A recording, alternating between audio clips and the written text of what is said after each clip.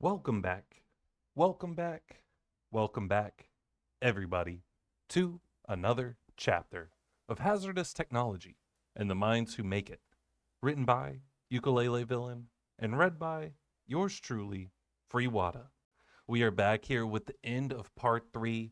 And instead of going into a little bit a back of what we already read and stuff like that, I did see we have a lot of like chapter end notes and as well as a chapter summary for some trigger warnings up ahead. Um, I'll start with the trigger warnings. There are mentions of medical horror and some gore in this chapter. So if that's not your taste, feel free to skip the chapter or get like a summarization of it as you see fit. And also the chapter end notes. It feels so good to update again. This is the end of part three. On Tumblr, I talked about how do I expect there to be 4 or 5 parts alongside 2 or 3 more intermission segments. My hard deadline to finish this story is November 2022. So this story's been out here for quite a while. The soft and lofty deadline is September 2022. Other things I talked about on Tumblr, the scene in chapter 3 where Powder considers killing the firelight bug crawling across her wrist, but instead lets it go, is parallel to the scene in Arcane where she sees a raven and pauses before deciding to senselessly shoot it. It was the first scene I wrote for the story too. There's a scene that got cut where Victor tries to get Powder to cut her hair for an Academy event. It doesn't work, and the whole scene was essentially me wanting to assert that I headcanon Victor as Jewish and both of them as bisexual. It didn't really fit in the tone of my story. Maybe one day I'll edit it and release it as extra flavor. Thank you all for the support and the readership on this story. And with that, let's get right back into it with part 3, Dynasties, Dystopias. I like that. We're in Victor's perspective.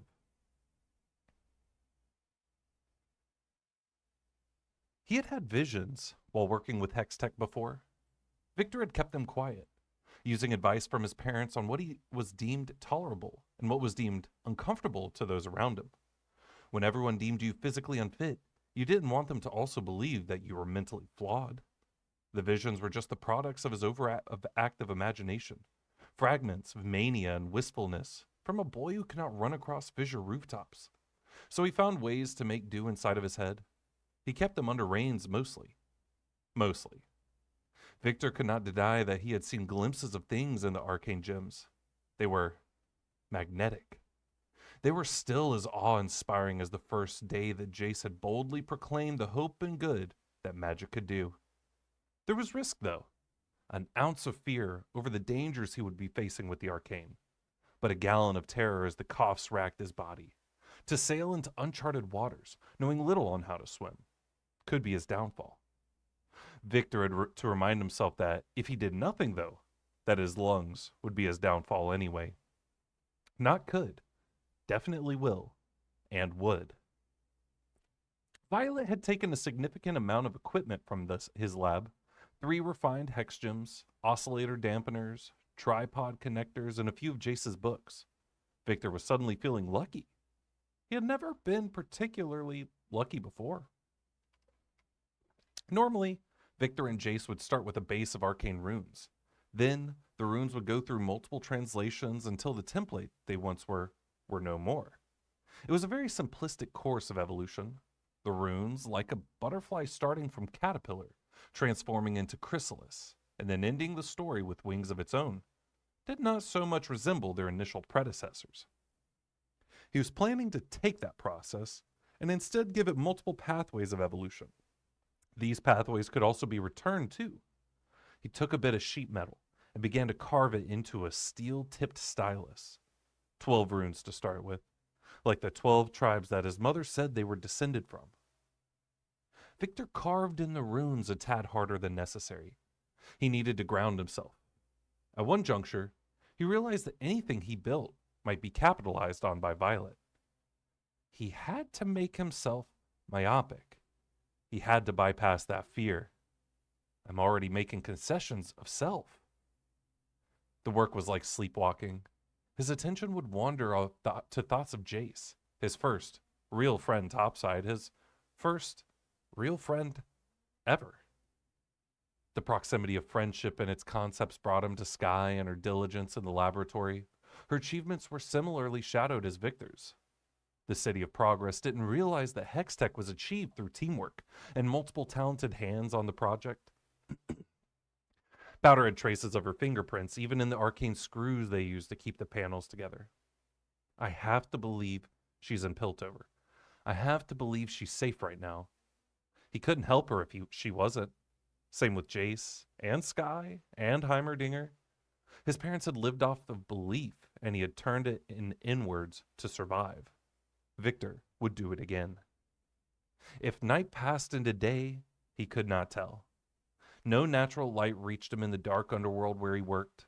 Fish of the mundane and monstrous swam by the porthole to be spectators to his work. The core, eventually, began to take life. It glowed dimly like a blue firelight and then started to brighten the dark room with its aura. When Victor stopped attempting to harness the magic to control the space, a conquest of sorts, the Arcane was allowed to simply be and learn. Jace would tease Victor about the superstitions he let into his life and into their science, but the paranormal was fundamentally part of the Arcane. And to Victor, the paranormal was a relevant and unknown limb to the entirety of his scientific pursuits. It was strange that for so long he had been safeguarding and denying his more curious side and more spiritual. It was unfortunate that brutal necessity was bringing forward that introspection. Victor's mother and father had believed in spirits, an omnipotent power, and the power of memory and history. He had forgotten the Undercity. He had forgotten the name of the nation that they once were. It's not entirely whimsy. His hands were bloody. Some of the bloody mess came from his throat and lungs. The rest was from the device and raw energy being handled. While he worked the creation into life, with his hands, he realized that it was nursing, for lack of a better term, off of him. It thrived off the organic matter and was energized by what went in. The next step was figuring out how to make the device give organic energy back to a subject.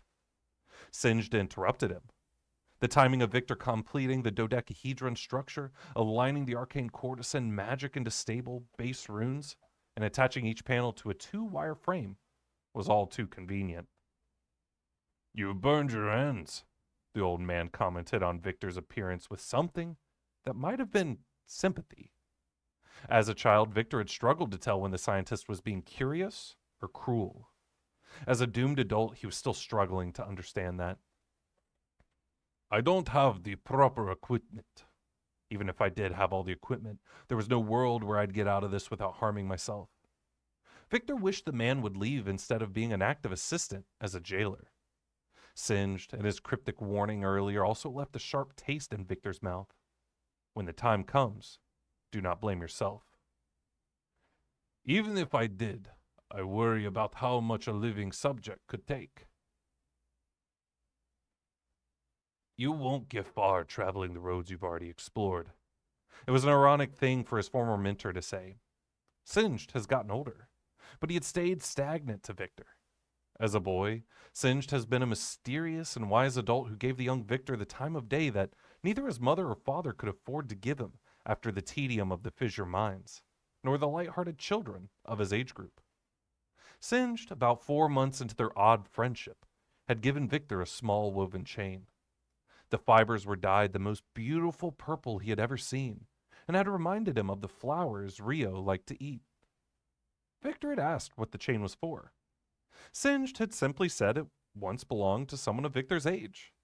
Victor had gotten older, but the person who had once owned the chain before him had not. Victor theorized that Singed was projecting someone onto him. "We're lucky to live in an era where we can change our nature." Singed reached into his pocket, and from his outstretched hand he yelled out something similar to the woven chain. The purple-colored flowers from the cave had once been so magical to a boy who spent his time scavenging wires and scraps thrown down from the top of Piltover. "This is Shimmer?" Victor asked. He imagined there would be no chance to test his theories on the fish. He could have laughed a bit at the image of him fishing outside the porthole. Another debt owed to Singed. He was running out of options. The The isolation of not having Jace, Sky, or Powder had pushed him to his limits. My chest hurts. It won't stop hurting soon, or ever. Victor needed to go through a metamorphosis. When he reached for the shimmer, though, Singed pulled his hand away from Victor's. Know that if you take this path, they'll hate you. Right now you are invisible to them, but after this, they'll cast you aside. Legacy and love are the sacrifices you'll have to make.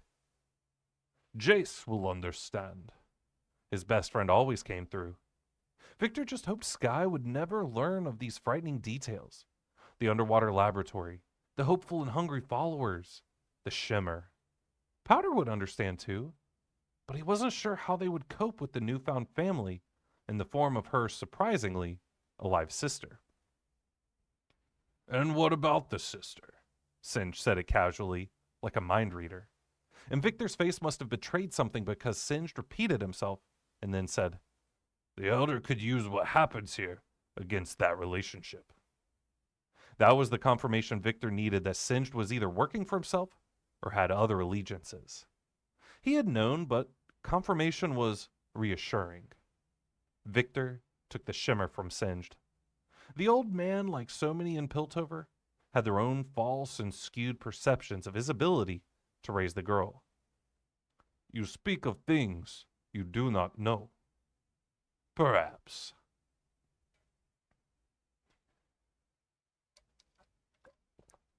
There was no shortage of syringes and chemical tools at their disposal. Singed had told the young Victor that he was a doctor who had once worked in Piltover. Of course, any questions as to why Singed was no longer in Piltover were met with a gentle silence that Victor had turned over in his mind since growing older. When Victor had risked helping Jace with Hextech, Singed mentorship had lingered in the back of his brain. Singed had been outed as monstrous already, but Victor had feared that Piltover would cast him out and back to the depths of the Undercity, alone. Jace's mother had saved her son from any potential fate of that nature. Victor's mother was already dead. Having Singed mention Victor's own fears was making the laboratory more claustrophobic. Singed handed Victor a series of papers and calculations relating to the drug known as Shimmer. Piltover had rumors about the substance's addictive quality and also evidence of its power to fuel body augmentations. If the papers and calculations were coming from Jace, Victor would have seen it as generous. From Singed, it was only another move in a long game that he was surely trying to play against Violet. Victor could also tell Singed was holding back research, a skim of the biological mathematics and a surgery report that made it painfully obvious. It is almost necromantic, Victor coughed and wiped his mouth. The hex core flickered towards the fresh gore, forcing him to turn away from it. What happened to the subject who suffered? Victor struggled to say the graphic details without glossing over the safety of terminology. Optical globe laceration, an infection from the river. A full recovery, and even return of partial vision in the eye with a small daily usage of shimmer, though the eyelid had to be. I understand that, but what was their mental state after the procedure? Victor didn't just want to live. He wanted to have some part of himself left over after this feast of self-exposure and moral conceding. I want to be able to look Jace in the eye when I see him again. I must defend my choices without shame in my heart, but more importantly, without a chemically clouded mind. It was taxing, but the patient was undergoing additional mental agony at the hands of, well, I'm not at liberty to say. Victor's throat was tightening from more than his coughs. They returned. Still themselves, though? Singed refused to break eye contact as he delivered his opinion. He returned more himself than ever before. But do not place that responsibility on the concoctions I make. Instead, remember where you were born and the places that built who we are.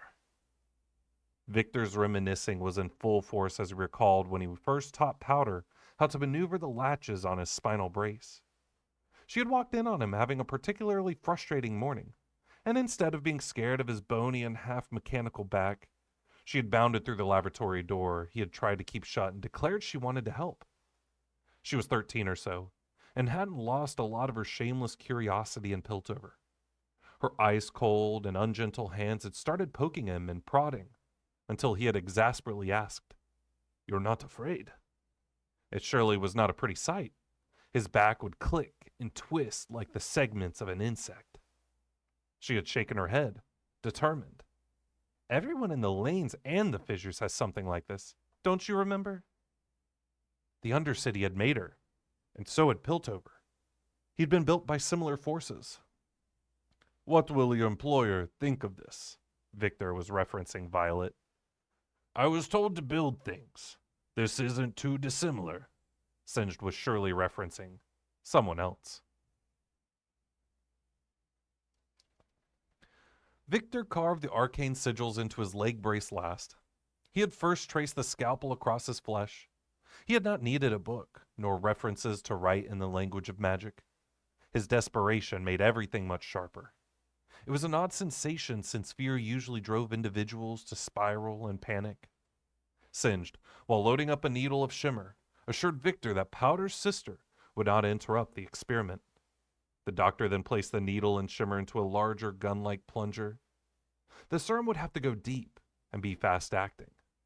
Victor allowed his coughs to cover up the sounds of clicking instruments about to be wielded on him.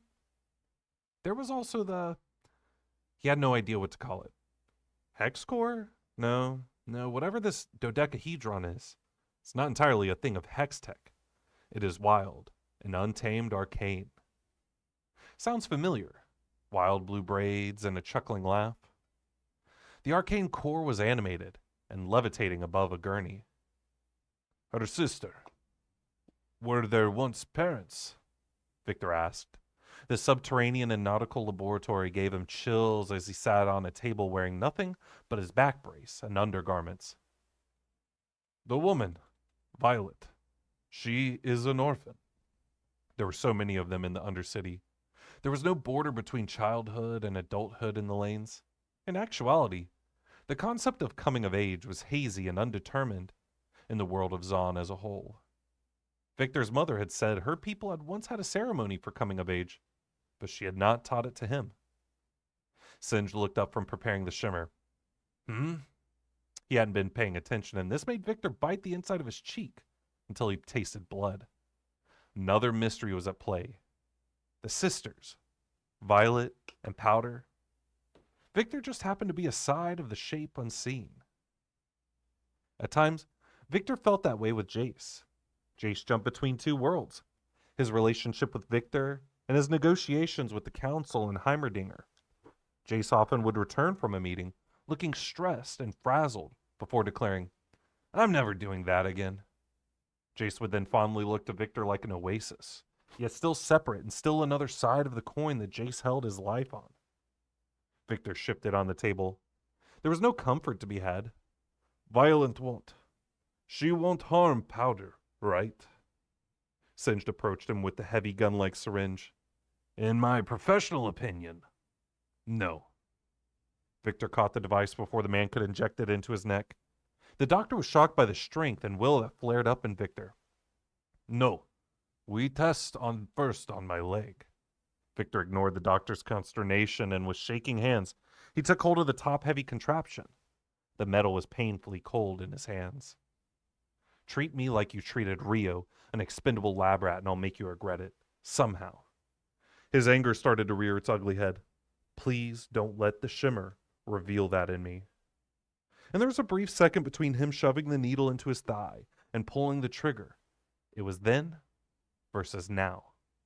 Then was a world of uncomfortable needles and pangs in his chest. But the now was beyond explanation. He threw his head back and screamed. There was only the taste of blood and sweetness. Victor looked down for a moment and caught sight of the purple running heavily through his body. He was like the cave flowers. He was like a butterfly's wing, and he was everything and anything. Somewhere was the world of Jace, of Piltover and the Undercity. No, of Zon, of Sky and Heimerdinger, the Council, and Singed. There was a world where Powder was too. Powder was an exception and had always been somehow able to dance between worlds. She had not lived in Zon for a majority of her teenage years and her early adulthood.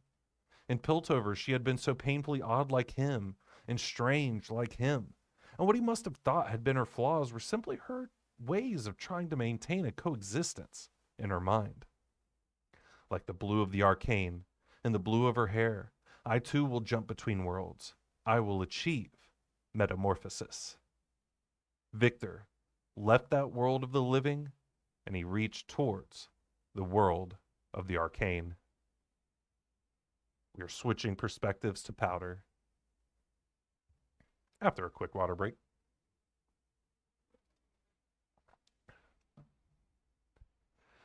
Echo had pulled her into a workshop, and they had begun strategizing. The Korean man, with a large scar across his face, had stared and hadn't stopped. As Echo had closed the door on the workshop, the man had sadly shaken his head at the pair. What's his beef? Powder was familiar with judgy onlookers. He's lost a lot of friends and family to your sister. Echo was analyzing her reactions at lightning speeds. She could tell from the way he pushed his locks out of his face, pulling them into a band so he could get a better look at her. But Vi doesn't hurt people who don't deserve it. Vi only ever wanted to hurt enforcers. Powder could remember her sister bringing her to one of the many rooftops that hid the sky from the Undercity. They were high above the lanes and practically Fissure's territory. They could see the glow of Piltover in the distance, and Vi would take Powder's face in her hands before beginning to tell her a story or a lesson secondhand from Vander.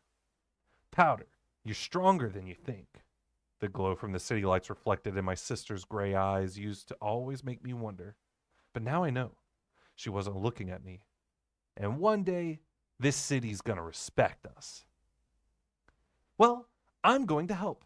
So tell him to wipe off his mopey face, Powder said and spun to face the world of the workshop. It was finally something she felt she could comprehend. The firelights had given her a wide berth that she was used to back in Piltover, and she wanted to leave reflection of that far behind. Show me what you got, little man. His face flushed for a second, and her chest happily clenched. Stop that. Stop that right now. The workshop's atmosphere snapped its metaphorical fingers in Powder's face to distract from the literal, intangible feelings she had no time for. The setups of most tech were jury-rigged and customized, but there was a level of professionalism and love to the entire ensemble. A professional love, huh? Gods, you sound delusional. The workshop had an interface to recreate parts, dissect machines, and a seemingly never-ending sphere of paper and notes. Yet it wasn't entirely free of strife. Echo's weapons of choice included maces and bludgeoning tools. There was also a significant amount of shields and the crystallological disarmament tech. He had used the same technology on her earlier. There were no guns anywhere, not a sling nor an arrow in sight. When Powder asked why he hadn't stolen any pistols, muskets, revolvers, or even swords, Echo gave her a wry laugh and said something along the lines of unoriginal and we don't need their tools.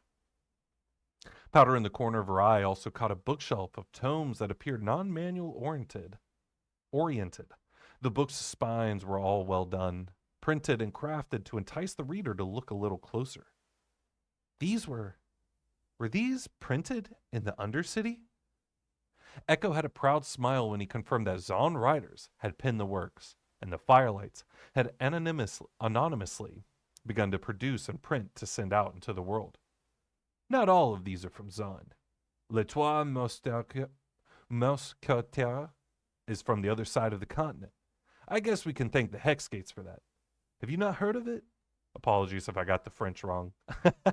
I learned German in college instead.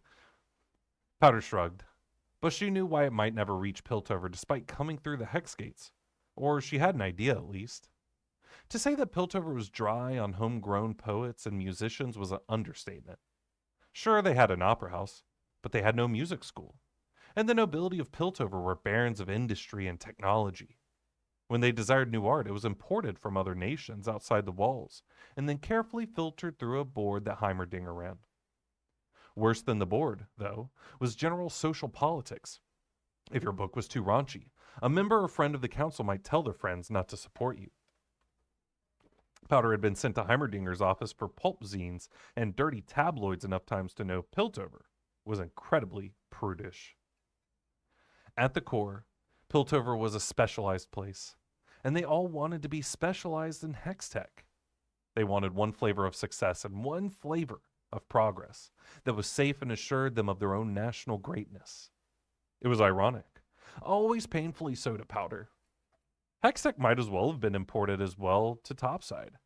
Jace Tallis, allegedly, had first encountered the Arcane from a wandering nomad in the mountains south of Piltover. His research had also taken him to the far deserts outside of the western reaches where crystals grew larger than buildings.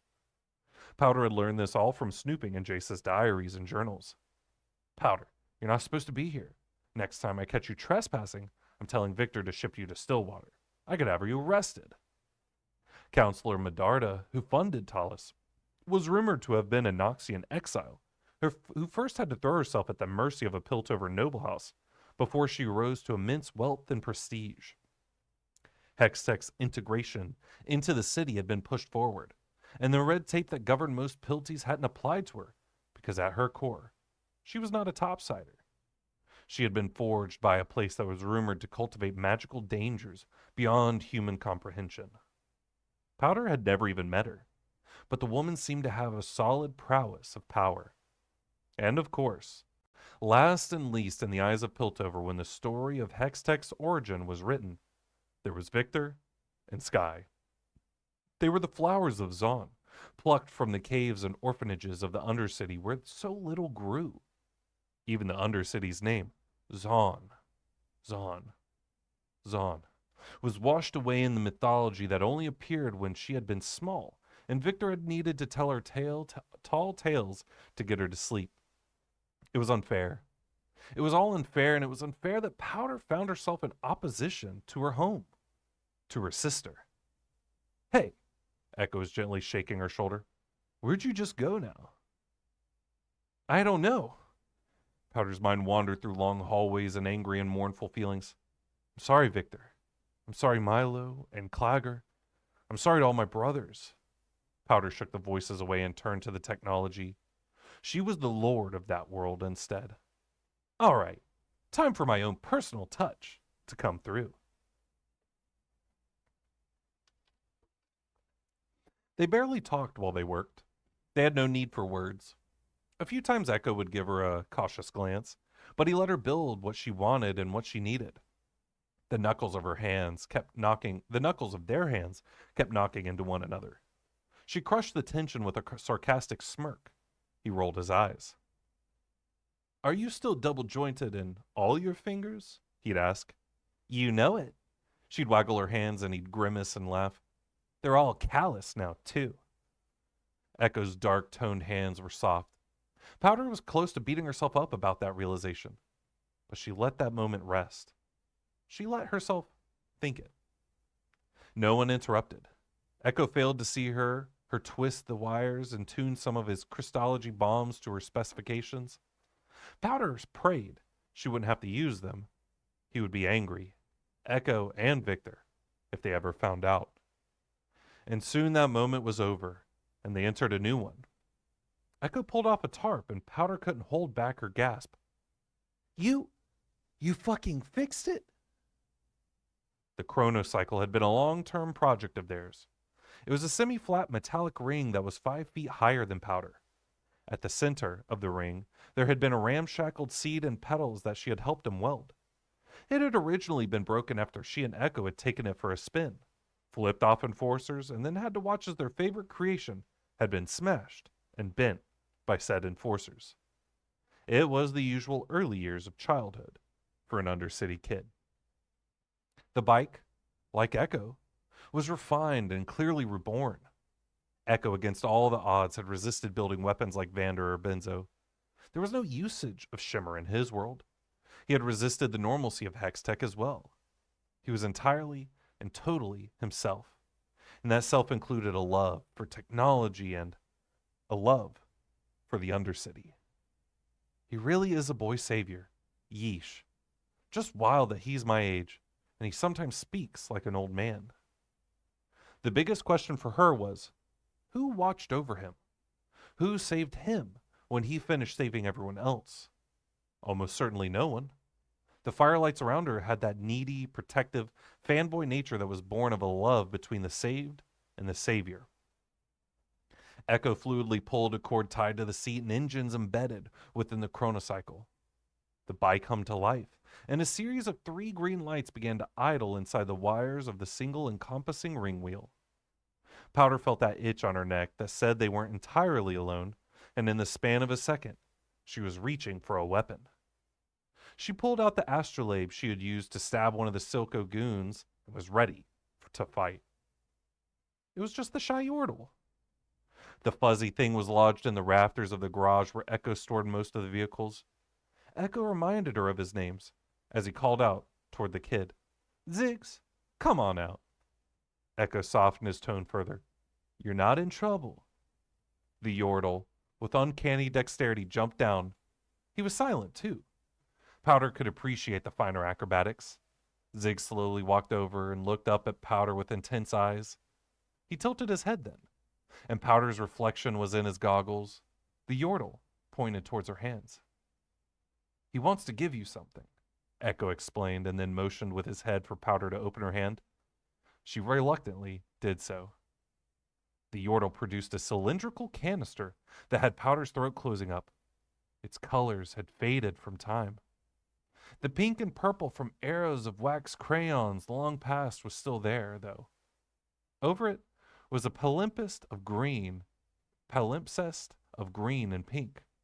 Powder was more willing to lean down when Ziggs gestured that he wanted to tell her something. The tiny figure's breath was hot against her ear as he said, "It'll only work once. Make it count." None of the firelights gave her a goodbye like that.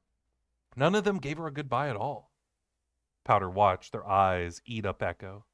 They realized where their leader was going, and there was a sense of agitated fear around them all. They hovered by the entrance to the massive sewer grate like a sad parade. Powder and Echo would have to cross the sun gates eventually, but using firelight hidden passages could get them there without Silco or Sevica finding them. Powder slotted into the seat behind Echo on the chronocycle, and when they took off, she turned her head to watch the firelights framed in the halo of the sewer system drain. The entire group was there, and they stayed until they were just small blips swallowed by darkness. Echo never turned back. Powder's braids smacked her in the face at her own sentimentality as the bike sped ahead. The chronocycle was miraculously quiet as it drove into the tunnels. Echo activated the secondary light system on the wheel, and it was the two of them again. Echo broke the silence first. "I'm sorry. I promise they're all not usually that weird. They're just, it's Vi again, right?" Echo cranked a lever, and the chronocycle speed began to accelerate. Powder's braids began to whip behind her like 2 jump ropes. "Last time I went up against her, I wasn't exactly myself for a long time." "You?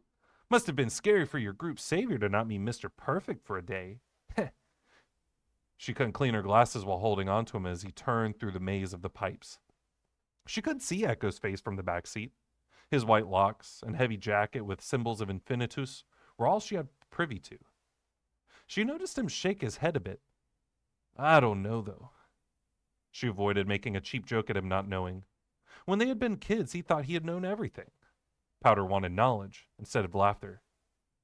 "Do you think she still loves me?" "Yeah, I do." This shocked Powder into speechlessness. "She's changed, and she's not your sister, Powder. But she never stopped rallying people around what happened to you and how Piltover responded." Powder snorted. A lot of help that rallying had done her when she had come back to the Undercity and almost been arrested. She wondered, too, if that rallying had been counteracted by Victor keeping her out of view. Victor had kept her close to him until he could slip her into the academy as just another member of Heimerdinger's Undercity Orphan Passion Project. Heimerdinger, like Jace, had never known how to interact with her. On the first progress day, Heimerdinger had pulled her into his office after a harmless prank, and she had flushed with shame when he obtusely proclaimed at her, "The concessions my former student in this city are making for you are numerous. You know he's so mild-mannered and level-headed before the Arcane entered his life." He hadn't said. He was better before you. He hadn't needed to because Powder heard the message loud and clear at 12 and still at 22. Powder lost her reminiscing when Echo reached for a switch and then the lights went dark. She swore profusely until he laughed. The happy sound filled the darkness and demanded a space, and the tunnel was filled with a twinkling green glow. Thousands of firelights had come to live in the secret tunnels that Echo had cultivated. They seemed undaunted by the chronocycle. They danced like earthbound stars, and Powder blew a strand of her hair out of her face. You're a real Johnny-on-the-spot boy savior. Okay, now I have 2 questions for you. Echo slowed the bike to better follow the drifting lights. Was the scientist kind to you? Yeah. She was still fuming over their prior argument. But that hadn't been their first, and Powder's whole mission was to ensure it wasn't the last. He reminded me a lot of a more trickstery and poetic Huck. You remember him from the last drop? Huck? I remember Huck. Powder bit her lip the distant way he said it too. Silco, the industrialist, had taken a bloody bite out of the Undercity, and maggots seemed to sprout everywhere. She had at least hoped Huck, who used to adore Vander, had died quickly. Painlessly was too much to ask for. Okay, Mr. Ominous. Echo slowed the chronocycle further, until it was almost an idle, low rumble. Powder's braids no longer whipped behind her head and back. I used to have nightmares of the explosion you were in. Used to drive me crazy. I would run the day you guys went to topside over and over again.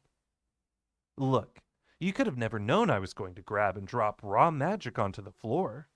Powder had grabbed 5 stones. Her sister had been shouting from the other room urgently, and accidentally dropped 2 in quick succession. All she remembered was an incredible force and an unseen pull, then unconsciousness, blue light, enforcers, then Victor. What she more clearly remembered was Milo and Clagger, and not being there to help or save them. And if it flatters your ego at all, every day I'm in the lab, I thought of you, and how much fun I'd be having if you were there to help me. Glad you're alive, little man. Those firelights seem grateful you're alive, too. He stopped the chronocycle. For a lot of them, I was the first person to give them what they needed to survive, and what they needed to live. And they sat in the darkness. Another moment just between them. When they exited the tunnels, firelights were still in the air, but so was the sound of enforcers mingling on the sun gates. Their heavy shoes and the click-clack of their pistols and boluses filled the atmosphere of the night. Echo pulled the chronocycle to an alleyway and gestured for Powder to help him grab a tarp hidden in 3 fish-smelling crates. Are we going to fly overhead with your board? Powder wished they could bring the chronocycle with them. It ached to leave it so soon after being reunited. We can't. Enforcers have their eyes to the skies right now. They've been putting pressure on us since we're easier targets. If we fly over the barricade, they'll shoot us down. We need to climb sidelong or under the bridge. Powder pulled on one of her braids. There were railings attached to thin side plates on the rim of the Sungate Bridge. The side plates that were only used for maintenance. For fisherfolk, it wasn't difficult to move across them, though. That didn't mean they were entirely free of risk, though. If an enforcer spotted them, they could take easy shots at the 2 sump rats crawling about. Worse, if either of them fell, there was water beneath them, but enforcers from the shore could fish them out. Also, the river was full of gargantuan beasts and microscopic river toxins. She switched which braid she pulled on and then settled on cleaning her glasses. Echo nudged her. I'm more terrified of you leading me around Piltover than I am of us getting across the bridge. She couldn't say a word back. Her snark and bravery was beginning to seep out of her at the borders of the 2 worlds. Powder had not felt this way earlier when she had taken a ferry. Jumping headfirst into the Undercity had been ripping off the bandages of ancient wounds. She should have known the ancient wounds had grown infected with purple pus and acute blood poisoning. From the distance, they slid down the artificial embankments alongside the meander of the river. There was plenty of sharp-yard debris to cover them from the enforcer's eyes. Echo pulled ahead and began a steady climb up the abutment and then the bridge beam. Again, like on the chronocycle, his face was turned away from hers. And again, She was grateful because he couldn't see her twitching at the sounds of enforcers. Echo and Powder shuffled with their faces and bodies turned to the sides, cheeks and stomachs pressed against old iron in the miracle that is barnacles finding their way up so high. River water spray and the passing of ships brought brine to their underbelly. You'd never know that the glossy mechanical top was the first layer, and the underneath there was an entirely different ecosystem. Almost there. Almost there. Almost there, Echo whispered ahead of her. He was moving with an ease that made her begrudgingly impressed. Powder took another step, and floodlights on the bridge came to life. The pair froze in tandem. Powder felt her hands prepare to push herself off the bridge. She decided being shot in the face was not the way to go out. The lights were not pointed towards them, though. Another pair of people had entered the bridge. A shout of "Halt!" had not been directed towards Powder and Echo, but towards two silhouettes in equal height. "Shit," Echo whispered. One stranger on the bridge stood with a proud back, and the other appeared to be built with large arms that were half mechanical and half raw muscle. The stranger with a proud stance immediately revealed herself through her voice as she pulled forward an enforcer's badge. "Sir, I have proof the firelights are behind everything." Caitlin Kierman's posh accent was a bit panicky, but it was unmistakable. Powder had suspected that Jace Tallis would include his favorite little, perfect, best enforcer. Powder was amazed she had made it that far without getting mugged, but not surprised that she was so sure of her entirely wrong case cracking. "Under whose jurisdiction did you begin investigating the Undercity?" It was Marcus speaking, and Powder could tell he was pissed. Powder was also equally pissed that she couldn't revel in watching Caitlin get a verbal lashing from her boss. The other figure had maintained their quiet. They were probably a hapless chump who had been reeled into Detective Nancy Screwball's ass hattery. "Do you know who the fuck you've brought to the gates of Piltover?" So dramatic, fucker. "What the hell is this?" Echo whispered. "Just some lolly bimbo," Powder hissed to Echo. She moved to nudge him forward. "We need to keep going. Don't look back." Caitlin was going to ruin everything, of course, and Powder would have to keep Echo from even more danger in Piltover now, of course. A dry laugh had Powder freeze, and a rush of 1,000 memories coursed through her veins. The second figure then said, "I'm not a monster, buddy." Memories of sharing a single cot in a deep pit that everyone had forgotten. It had quickly become too small for the sisters. Flashes of pretend monsters and dragons drawn on the walls of their grim home. This was where they would be tested. Powder could feel that an ending of sorts was on the horizon. Victor used to tut and empathize with her frustrations over endings. Echo had heard it too. "Powder, you can't change her." "There's a skylight entrance I have propped open to the lab. The drop isn't that bad, and you have your board. I'll meet you back in the Undercity with Victor. Everything you need is there." Powder watched Marcus reach for something at his side, and more words were exchanged. "Powder, wait!" The sound of a gunshot echoing across the entirety of the sun gates made the decision for her. In the maelstrom of confusion, why did she choose Victor over me, and now this enforcer? Powder pulled herself up and over the railing of the bridge with one hand, and with the other she pulled the pin of her modified bomb. When her feet hit the metal of the sun gates, the sound of a clang rang out. Just like Echo used the time against them. She threw the grenade towards the farthest bridge column, and then she flung her body and hit the floor of the bridge. She curled into a ball and held the back of her head against her knees. Echo's crystals hadn't been harmless. They hadn't been permanent or sharp either. In the winter, when Powder had taken to training her aim and ability with a rifle, Victor had warned her to also watch out for icicles. The inspirations he gave to her could only be furthered by her encounters with Echo. He was going to run back to Piltover and would get the materials. Everything would be fixed, and, in a hellish moment, she let herself imagine, he could convince Heimerdinger to give the Undercity access to Hextech. Something about him was special like that. The explosion rocked the bridge, and the climbing of the crystals across the surfaces of the blockade and the sharp stalagmite, like rock, hit the organs of many a foe. Their bodies were pierced precariously upon the spines of crustal. Sickness rose in her throat. Vi? She called out like she was a little girl again, witnessing the bodies across the bridge from the revolution of old. Her sister had once told her to cover her eyes and sing a song. Cover her eyes from the world, and Vi would save her. In the middle of the bridge, surrounded by a halo of pink and green crystals, was her sister, like the heralding of another world. Powder began to run towards her, slipping on glass and wreckage the whole way. As she approached, though, she began to falter more. In her sister's arms was the body of Caitlin Kiraman. Vi? Her sister looked up, distraught, and when she met Powder's eyes, she looked different. Her arms were half muscle and half strange metallic contraption. Stranger, her eyes no longer exactly matched Powder's, but instead had this strange purple gleam to them. It's just a trick of the light. Vi began to stand. She was holding Caitlin, though. Powder. Powder wanted her to stop holding Caitlin so closely. She began to move closer to the ring of crystals. Is this real? Powder asked. But how could it be if Victor was gone and if for some reason Caitlin was being cradled by her dead sister? How could Echo have been real? How was she even still alive after the explosion? Yes. Powder, please. Vi began to meet her halfway. Powder, we need to get out of here.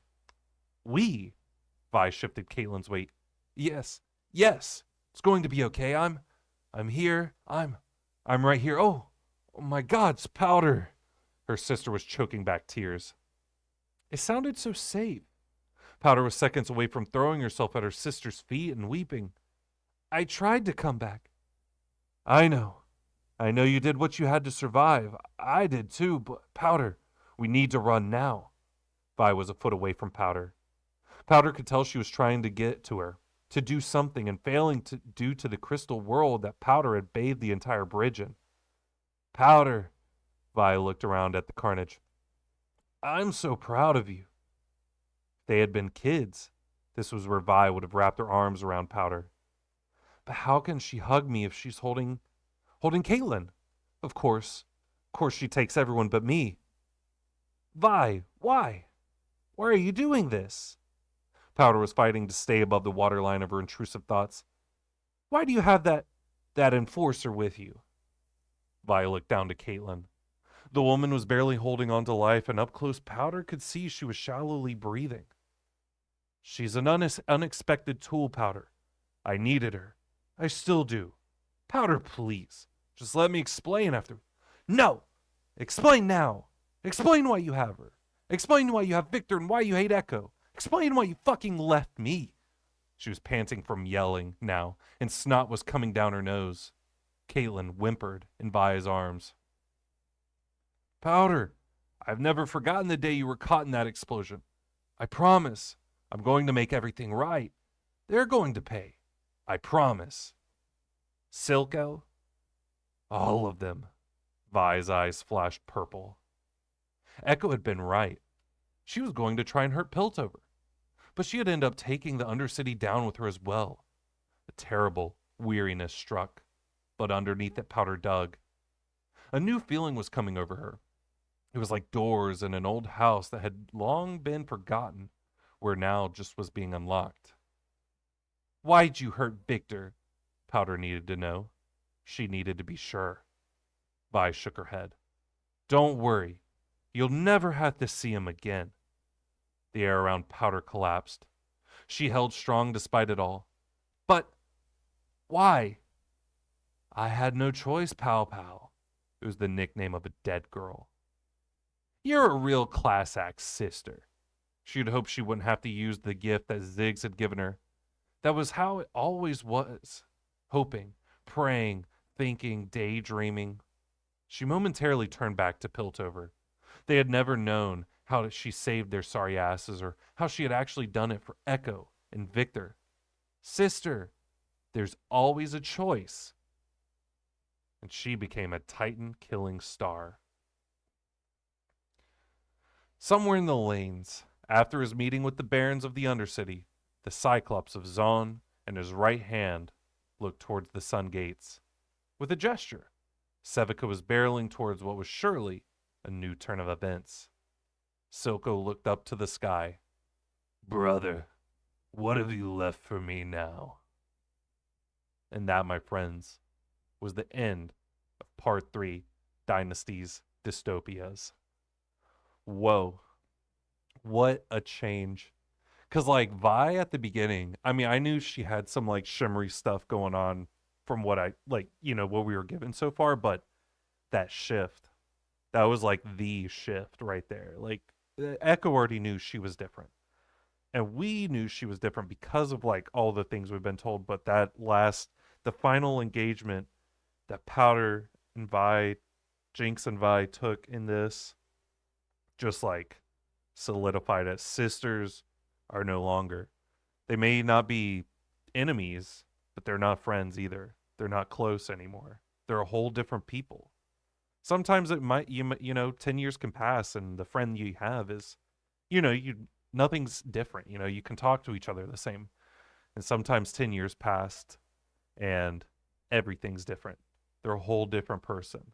Nothing about you recognizes them. But also Ziggs. Oh, I wanted to cry. Little baby Ziggs. Little child Ziggs coming. Hey, here you go. Here's a bomb. Oh. I wanted to cry a little bit because he's just so, I can see his cuteness right now, but even more in like baby Yordle form and just being like, here's my bomb I made for you. I hope you like it. Like, oh, Ziggs, thank you. With that though, make sure to stay beautiful, stay hydrated, and we will see you in the next chapter.